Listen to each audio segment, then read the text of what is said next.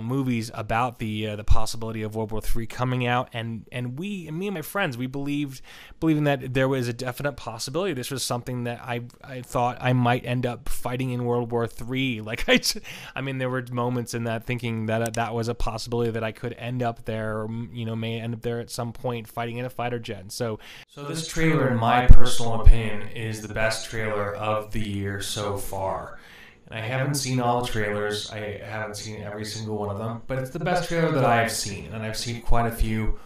There have definitely been some good ones, and forgive me, I know that Campia does this. He rates the trailers, but I think there is some significance to this. I think there's some really some gravitas or some real importance here that I think is extremely important to recognize and possibly tout its particular beauty. That is, I think it's important to reach out and appreciate these. The reason why is because it has to do with the marketing. It has to do with the success of the film. It's going to have an impact on the success of the film and the future of it, and how it ends up doing, how it ends up being portrayed, how it ends up being received. And then, therefore, the future of the films that we get from that in the next immediate future after such successes, or failures, whichever they tend to be.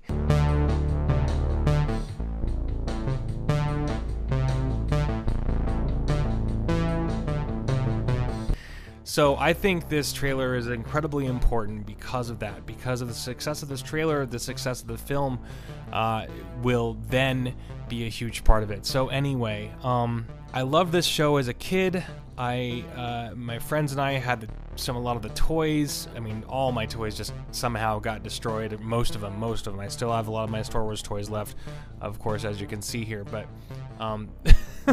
we did play a lot of stuff that was like Top Gun. We actually did, pretend we were in fighter jets, and that was something that was a common trope of the 80s, something that was common and fun, interesting, being the fastest this, the fastest that, race cars, airplanes. Tom Cruise was in the Days of Thunder, that other race car film. So with the same concept. And if I remember correctly, that's where he met Nicole Kidman, which is how they ended up getting together. So anyway, I remember when this was first announced. I do remember details about this. At the time, I was a religious Collider viewer. Everyone at Collider made fun of the idea of this. They couldn't stop making fun of Tom Cruise and everybody for just wanting to do the Top Gun sequel. And I in turn, I actually did. I felt kind of, I felt compelled to fall into that same line of thinking. And they couldn't stop shooting it down. It was as if there was a perpetual need to shut it down. Just like the left was so horribly sore about Trump, they were laughing it off like it was just banking on nostalgia, which it is, of course. And this is definitely the case. However, these filmmakers are not socialists. They actually want this thing to make a profit. I wonder how this thing will do in accordance with Terminator Dark Fate. At this point, I am willing to bet that it will blow it out of the water. That it will blow Terminator Dark Fate out of the water. This trailer is the best trailer I've seen all year. The way this trailer unravels, it's very musical. It sways. It surprises your emotions. It reminds me of a symphony. Beginning with a simplistic but gorgeous landscape that appears it has been swept clean, with a slow build of small memories being reintroduced. By then, just as the first section finishes, we are bombarded with images, both action-filled and dramatic, which is almost irrelevant because it happens so rapidly. This would be what I call the climax of a song. Some might call it the bridge or the modulation, the last chorus or shout chorus. This section injects you with excitement, baptizing the audience with both memories and possibilities. Most importantly, this trailer, just like a song, evokes curiosity, comfort, and excitement, and it looks really fun. We've got, of course, Iceman. I am a huge Val Kilmer fan. Ed Harris, Of course, been in a million movies, but his most recent season 2 of Westworld, not a fan. Not so much. Not so good. But I did love Val Kilmer. My favorite film with him in it is Real Genius. If you haven't seen Real Genius, check it out. It's the funniest, well, in my opinion, it's the funniest thing I've ever seen. I love it. It's like, you know, just great 80s comedy. I think he filmed it before Top Secret. Anyway, so we have Ed Harris, John Hamm is in this, so that's kind of fun, really fun actually. I was a huge Mad Men fan. I watched that whole thing. Just bizarre. I had a friend who was just obsessed with that, thinking that it was kind of like he had a theory that the whole story behind the Don Draper character was that he was DB Cooper. At least that was one of the theories online. So, and if you don't know the story of DB Cooper, it's an amazing story. It's kind of hilarious, but at the same time scary and crazy, and he still hasn't been found yet. So anyway, so we have John Hamm, Jennifer Connelly, which is very interesting. Apparently she's been in a lot of this same director's films. But it's weird that we don't have Charlie. Charlie's not in it. So, and then when I first learned that Jennifer Connelly was in this, I had to do a mental double take, thinking was she in the original Top Gun? And of course, no. She directed by Joseph Kosinski, who directed Tron Legacy, and shortly after that, he directed Oblivion, which was another Tom Cruise film. Apparently failed big time, and everyone I have talked with about it, they've never liked it. Most people I've talked to have never liked it. I actually enjoyed it. I really liked it. I thought it was interesting and compelling, because maybe it is because I was surprised at the end, because I seem to remember that a lot of the people weren't very surprised by the end of that thing. So anyway, but I was. Whatever. Joseph Kosinski also directed Only the Brave, starring Josh Brolin, of course, who was Thanos, and Jeff Bridges, both Marvel stars, which is kind of funny. So people that were missing are Kelly McGinnis, who played Charlie, and Anthony Edwards, aka Goose, of course. His character died, so spoiler alert there. So yeah, it's interesting that we're missing Charlie. I don't know why we're missing Charlie there. It's kind of weird. Apparently, you know, she's probably just busy or something. I don't know. I'm not sure, but. We are missing Tom Skerritt. It appears that Ed Harris is kind of replacing his role in this one, or at least it seems like Ed Harris is filling that character role position that Viper had, the veteran macho fatherly type who tells them all it's going to be okay, or whips them into shape by antagonizing the recruits or teasing them. I wonder who John Hamm will be, perhaps DB Cooper. Yeah, Bill. So also, I guess, really quick, Bill Pullman's son is in this, Louis Pullman. He's in this movie. He's going to be in this. He was also in Bad Times at the El Royale. I am very excited about this movie, especially because Tom Cruise has since become a real action star, and I look forward to the stunts. Not just that, he has also said that this movie is a love letter to the art of aviation. I am curious about Jennifer Connelly's role. I am sure we will just miss Charlie.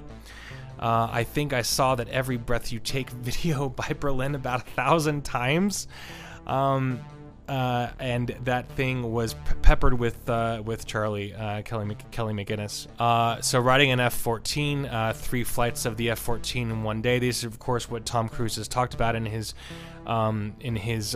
interview with Conan on Conan, which was actually a really fun watch. If you get a chance, watch it. The camera people aboard the planes, talking about how trying to get the cameras aboard the planes because they wanted to make this real and shoot it for real, which these shots look incredible actually, and had experiencing the G-forces that they had normally experienced in the flight during combat. You know, this is one of the really kind of interesting parts about it. And apparently there was a lot of engineering involved in getting the cameras to work in the speed and how the editing process works between two planes sustaining the 8Gs. They wanted the actors to have the experience of being a fighter pilot. That's the end game here. Of course, that was something that was Tom Cruise's end game. That was something that he wanted to do. Beginning of this trailer reminds me of Captain Kirk because he's kind of caught in between two worlds. Now he is caught in between two different worlds that are trying to sway him their direction. As the real Tom Cruise has stated, as Tom Cruise has stated, he reminds us that he loves to fly. As Ed Harris's character proceeds to unveil the rap sheet, or perhaps his credentials, 30 plus years of service, combat battles, citations, the only man to shoot down 3 enemy planes in the last 40 years. This was very interesting because the 80s, they couldn't stop touting that we're all gonna die because of World War III, phenomenon. This was a big thing that was, being within the movie War Games and a few others. This was something that was particularly prominent in my young age, especially when the movie War Games came out. I remember so many movies about the possibility of World War III coming out, and me and my friends, we believing that there was a definite possibility. This was something that I thought I might end up fighting in World War III. Like I mean, there were moments in that thinking that that was a possibility that I could end up there, or may end up there at some point fighting in a fighter jet. So that's the kind of stuff that was going through our minds, and when we were that young and kids thinking World War III. I mean, Red Dawn, that was another moment during that time. And I mean, okay, so we pretend that it was we would pretend that it was World War III. Many of our times playing together as young men, excited for the future to someday become heroes.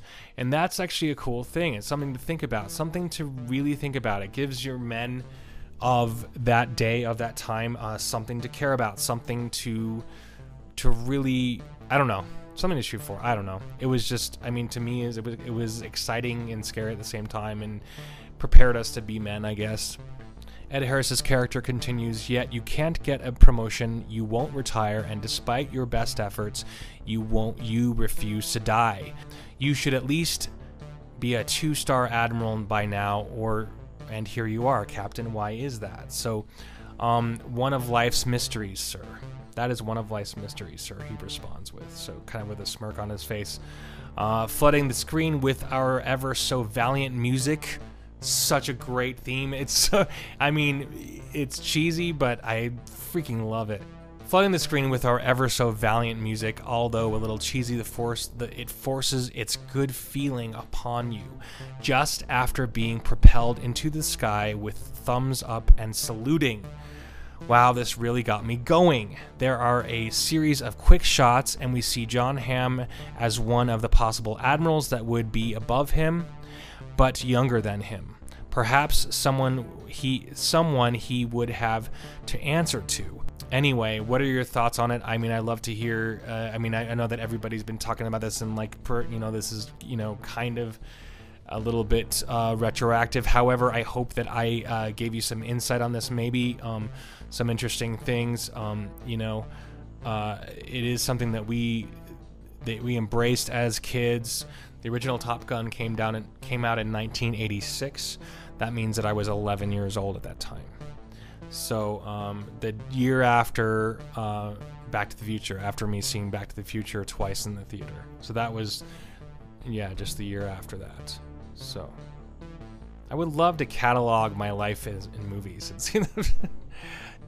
I mean, it would be a good thing to kind of go back and kind of tell stories, because I didn't write any of I didn't write a lot of stories down, but here right now I get a chance to be a journalist now, or at least to experience my own life and share it. So thanks so much for joining me here at the Fanatics of Film. My name is Ben.